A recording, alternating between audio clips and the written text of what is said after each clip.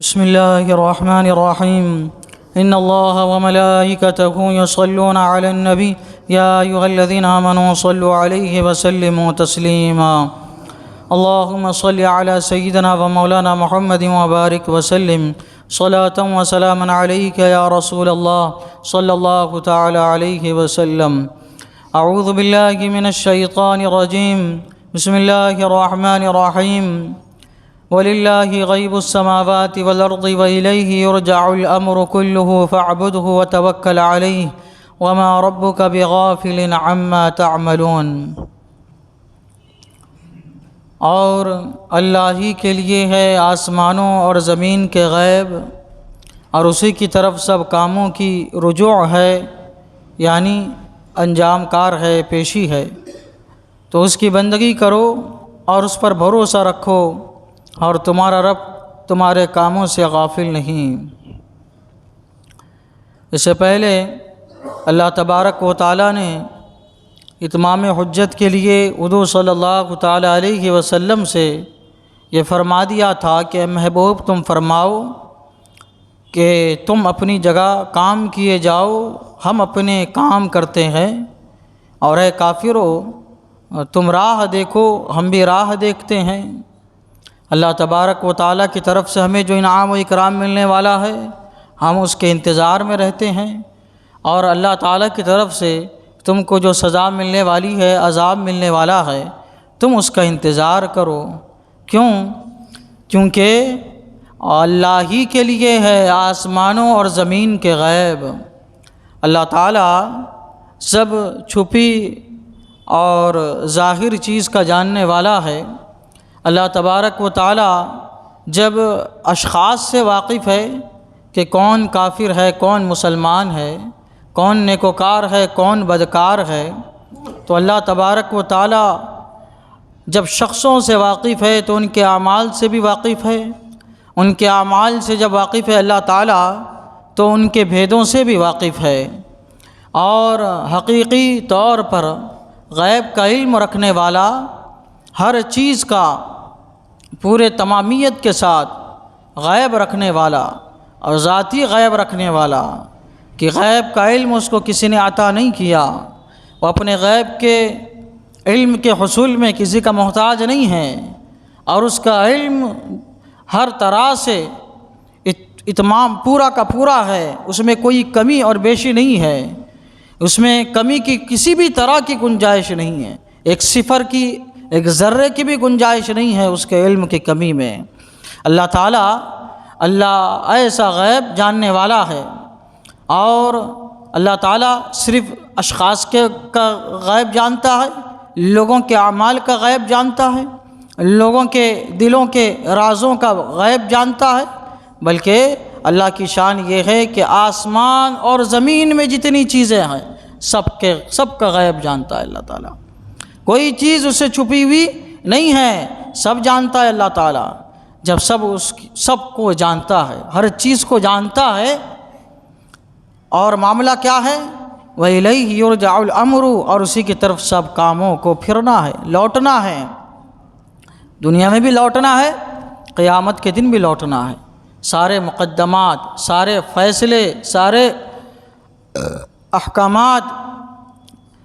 اللہ تعالیٰ کے حقیقی عدالت میں پیش ہونے والے ہیں۔ وہ اپنے فضل سے، عدل سے، انصاف سے ہر ایک کا فیصلہ فرمانے والا ہے۔ دنیا میں ہم اللہ تعالیٰ کی بارگاہ میں حاضر ہوتے ہیں، رجوع لاتے ہیں، توبہ کرتے ہیں، استغفار کرتے ہیں، دعائیں مانگتے ہیں۔ ایسا نہیں ہے کہ ہماری دعائیں سنی نہیں جا رہی ہے، جیسا کہ دنیا کے کچہریوں میں مقدمات جاتے ہیں، سنے نہیں جاتے ہیں، ہماری فائلیں ایسی رکھی رہ جاتی ہے۔ اللہ تعالیٰ کی عدالت کا معاملہ ایسا نہیں ہے، وہاں پہ سب کو اللہ تبارک و تعالیٰ برابر جانتا ہے اور ایک ساتھ جانتا ہے۔ ایسا نہیں ہے کہ پہلے ایک کا مقدمہ پیش ہوا تو اس کے بارے میں علم ہے، جو بعد میں آنے والا ہے اس کے بارے میں علم نہیں ہے، ایسا نہیں ہے۔ اللہ تعالیٰ کو سب کا برابر علم ہے، لیکن کبھی کبھی ایسا ہوتا ہے کہ اللہ تبارک و تعالیٰ کی حکمت ہوتی ہے کہ میرے یہ بندے کے ساتھ ایسا معاملہ کیا جائے تو اس کے ساتھ اس میں اور آسانی اس کے لیے ہو جائے گی۔ اس لیے ہماری دعائیں بر وقت جو ہے قبول نہیں ہوتی، لیکن ایک وقت ایسا آتا ہے کہ اللہ تبارک و تعالی ہماری برسوں پہلے دعائیں جو ہم نے مانگی تھی، اللہ تعالیٰ برسوں بعد ان دعاؤں کو قبول فرماتا ہے، کیونکہ جب دعا ہماری اس وقت قبول ہوتی ہے تو جو چیز ہم نے پہلے مانگی تھی وہ ہمارے لیے بہتر نہیں تھی، اور جب برسوں بعد عطا ہوئی تو اس کا مطلب یہ ہے یہ چیز جو تم کو اب مل رہی ہے، اب ملنا تمہارے لیے یہ بہتر ہے۔ اس لیے اللہ تبارک و تعالی کی بارگاہ میں ہر کام کو لوٹنا ہے، یہ تو دنیا ہے، اور آخرت میں جو کام جو شخص جو کام کیا ہوگا سب اللہ تبارک و تعالیٰ کی طرف لوٹیں گے، سب کو حساب دینا ہوگا۔ اللہ تبارک و تعالیٰ غیب تو جاننے والا ہے، اللہ نے فرما دیا، اور سب کا حساب اللہ تعالیٰ لے گا، سب معاملات اللہ ہی کی طرف لوٹیں گے۔ تو پھر کیوں نہ ایسا ہو کہ فاعبدہ، اسی کی بندگی کرو۔ جب سارے معاملات اسی کی طرف لوٹنا ہے تو پھر اسی کی بندگی کرو، اسی کے ہو کے رہو، اسی کی عبادت میں مصروف رہو۔ اس نے جن چیزوں سے منع کر دیا ان سے رک جاؤ، اور صرف اپنی زندگی کو محض اسلامی زندگی بنا دو، اللہ تعالیٰ کی بندگی والی زندگی بنا دو۔ جب آخر کار انجام ہمارا موت ہے اور ہماری اصل زندگی مرنے کے بعد والی زندگی ہے، تو ایک انسان، ایک مسلمان کو چاہیے کہ اپنی ہمیشہ کی زندگی کا خیال کرے، اس کی فکر کرے کہ ہمیشہ کی زندگی ہماری مرنے کے بعد کی ہے، ہم اپنی زندگی عبادت میں گزارے، اللہ تعالیٰ کے احکامات میں گزارے، اللہ تبارک و تعالیٰ نے جن چیزوں سے روک دیا ہے ان سے رکنے میں اپنی زندگی گزارے۔ اللہ تعالیٰ فرماتا ہے جب ایسا ہے تو ایسا ہونا چاہیے کہ اسی کی بندگی کی جائے۔ اللہ تعالیٰ فرماتا ہے فاعبدہ، اے میرے محبوب اور اے میرے محبوب کے امتیوں، اسی کی بندگی کرو، وتوکل علیہ، اور اسی پر بھروسہ رکھو، اللہ تعالیٰ پہ بھروسہ رکھو ہر چیز کے معاملے میں، چاہے رزق کا معاملہ ہو، چاہے صحت کا معاملہ ہو، چاہے دنیا داری کا معاملہ ہو، چاہے آخرت کا معاملہ ہو، ہر معاملے میں اللہ کے احکام کے بتائے ہوئے راستے پر چلو، اور شیطان وسوسہ ڈالے یہ راستے پر چلے گا تیرا یہ نقصان ہوگا، تیری مشکل پیش آئے گی، یہ مصیبت پیش آئے گی، ایسا نہ کرو کہ اس راستے سے ہٹ جاؤ، بلکہ جب اللہ کا راستہ ہے، سچا راستہ ہے، مستقیم صراط مستقیم ہے، اللہ تبارک و تعالیٰ کی رضا کا راستہ ہے، تو اسی پر چلو، شیطان کے کسی طرح کے وسوسے میں نہ آؤ، اور کیا کرو، وتوکل علی اللہ، وتوکل علی، اللہ پہ بھروسہ کرو، اپنے سارے کام اللہ کے سپرد کر دو۔ اللہ تعالیٰ فرماتا ہے فَإِذَا عَزَمْتَ فَتَوَكَّلْ عَلَى اللَّهِ، جب تو کسی کام کا ارادہ کر تو اللہ پر بھروسہ کر، ان اللہ یحب المتوکلین، اللہ تعالیٰ بھروسہ کرنے والوں کو پسند فرماتا ہے۔ جو اپنے سارے کام اللہ کے سپرد کر دیتا ہے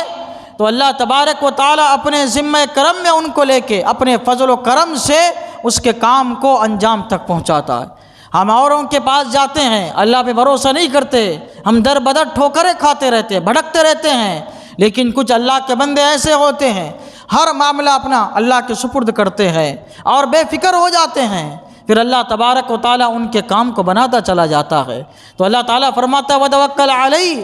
جب کسی بھی کام کا ارادہ کرو، اچھے کام کا، نیک کام کا، اللہ پر بھروسہ کرو، وما ربک بغافل عما تعملون، اور تمہارا رب تمہارے کاموں سے غافل نہیں ہے، چاہے تم جو کام کرو اللہ تعالیٰ تمہارے کام دیکھ رہا ہے، اچھے کام کرو چاہے برے کام کرو، اللہ تعالیٰ تمہارے ہر کام دیکھ رہا ہے، چاہے ظاہر میں کرو چاہے چھپ کے کرو، چاہے جس طرح کرو، اللہ تعالیٰ تمہارے کام دیکھ رہا ہے، غافل نہیں ہیں۔ دنیا کی عدالتیں غافل ہو سکتی ہے، دنیا کے محافظین یہ غافل ہو سکتے ہیں، لیکن اللہ تبارک و تعالیٰ تمہارے کسی کام سے غافل نہیں ہے۔ یعنی یہ کہ دنیا میں تو تم بہانہ بازی کر کے، دھوکہ دے کے جیت تو حاصل کر سکتے ہو، اپنے آپ کو بے گناہ اور مجرم نہ ثابت کر سکتے ہو، لیکن اللہ تعالیٰ کی عدالت میں ایسا نہیں ہونے والا ہے۔ جو مجرم ہوگا، جو سزا کے حقدار ہوگا، یقیناً اس کو سزا ملنے والی ہے، وہاں کوئی بہانہ بازی، دھوکہ دڑی نہیں چلنے والی ہے۔ کیونکہ اللہ تعالیٰ تمہارے کاموں سے غافل نہیں ہے، ہر کام کا تمہیں حساب دینا ہے۔ فَمَن يَعْمَلْ مِثْقَالَ ذَرَّةٍ خَيْرًا يَرَى، جو ذرہ برابر بھی نیک عمل کرے گا اس کو بھی دیکھے گا، وَمَن يَعْمَلْ مِثْقَالَ ذَرَّةٍ شَرًّا يَرَى، جو ذرہ برابر برا عمل کرے گا اس کو بھی قیامت کے دن دیکھے گا، ایک ذرے کا بھی اللہ تبارک و تعالیٰ کو حساب دینا ہے، چھوٹے سے چھوٹے عمل کا اللہ تبارک و تعالیٰ کو حساب دینا ہے، اور کیسا حساب دینا ہے؟ انصاف کے ساتھ۔ اللہ تعالیٰ ہمارے دلوں سے واقف ہے کہ ہم نے کیا کام کس نیت سے کیا ہے، اس کا حساب ہم کو دینا ہے۔ اللہ تعالیٰ فرماتا ہے کام کرتے چلے جاؤ، یاد رکھو کہ اللہ تعالیٰ تمہارے کاموں سے غافل نہیں ہے۔ صدق اللہ العلی العظیم۔ یہاں پہ سورہ ہود کا جو ہے اختتام ہوا، اس کی تفسیر یہاں پہ ختم ہوئی۔ انشاءاللہ آئندہ درس سے اب سورہ یوسف کی ابتدا ہونے جا رہی ہے۔ سورہ یوسف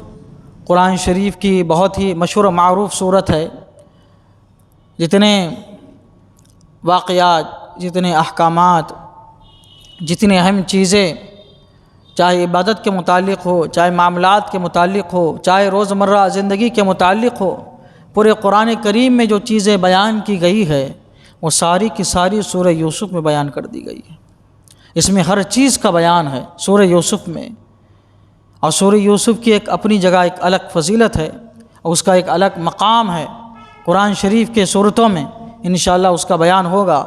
جب یہ صورت انشاءاللہ اس کی تفسیر ہوگی تو ایسا محسوس ہوگا کہ اس کی تفسیر کو ہم سنتے چلے جائیں، ہم سنتے چلے جائیں، اور یہ تفسیر اس کی ہوتی رہے۔ اتنی پیاری اور اتنی مد بھری جو ہے اور دل نشیں اس کی تفسیر ہے۔ اس میں حضرت یوسف علیہ السلام کا خاص طور سے ذکر ہے کہ اللہ تبارک و تعالیٰ نے کیسے اللہ تعالیٰ نے ان کی آزمائش فرمائی کہ اپنے بھائیوں کے ذریعے وہ ظلم کا شکار ہوئے، بچپن میں ہوئے، پھر اپنے والد سے جدا ہوئے، پھر غلام بن کے بازار میں بیچ ڈالے گئے، پھر اللہ تبارک و تعالیٰ نے پھر ان کو ایک آزمائش میں ڈالا، حضرت زلیخا کی آزمائش ان کو لگی، پھر اس کے بعد پھر بادشاہ بنے، بادشاہ بننے کے بعد پھر دیکھا کہ ملک میں قحط آنے والا ہے، 7 سال تک قحط آیا بادشاہ بننے کے بعد، آپ نے اس کو کیسا کنٹرول کیا، یہ سب چیزیں، پھر آپ کو قید کر دیا گیا۔ یعنی یہ کہ انسان زندگی جیتا ہے، جو معاملات اس کے سامنے پیش آتے ہیں تو ان کو کس طرح ہینڈل کرنا ہے، کس طرح اللہ تبارک و تعالیٰ پہ بھروسہ کرنا ہے، کیسے اللہ تعالیٰ کی طرف رجوع لانا ہے، کیسے اللہ کی عبادت کرنا ہے، کیسے گناہوں سے بچنا ہے، یہ ساری تعلیمات سورہ یوسف میں ملے گی۔ اور سورہ یوسف قرآن شریف کی جو ہے بہت ہی مشہور و معروف اور بہت ہی فضیلت والی صورت ہے۔ انشاءاللہ جب درس شروع ہوگا تو اس کے بارے میں بتایا جائے گا۔ اللہ تعالیٰ کی بارگاہ میں دعا ہے کہ مولا تبارک و تعالیٰ جو بھی ہماری تفسیر ہوئی ہے ابھی تک، مولا تعالیٰ ہماری ان تمام تفاسیر کے ذکر کو اپنی بارگاہ میں قبول فرما، محفلوں کو قبول فرما۔ مولا تبارک و تعالیٰ ہمیں قرآن شریف سے والہانہ محبت و عقیدت رکھنے کی توفیق عطا فرما۔ مولا تبارک و تعالیٰ پورا قرآن شریف تفسیر کے ساتھ ہمیں سننے سنانے کی سعادت نصیب فرما۔ مولا تعالیٰ اس کی برکتوں سے ہم سب کو مالا مال فرما۔ مولا تبارک و تعالیٰ اس کی برکتوں سے دنیا میں مالا مال فرما، قبر میں اس کے ذریعے ہم سب کو اجالا عطا فرما، قیامت کے دن اس کا ساتھ نصیب فرما۔ مولا تبارک و تعالی ہم سب کا خاتمہ بالخیر فرما۔ صلی اللہ تعالی علی سیدنا محمد وعلی آلہ وصحبہ اجمعین برحمتک یا ارحم الراحمین۔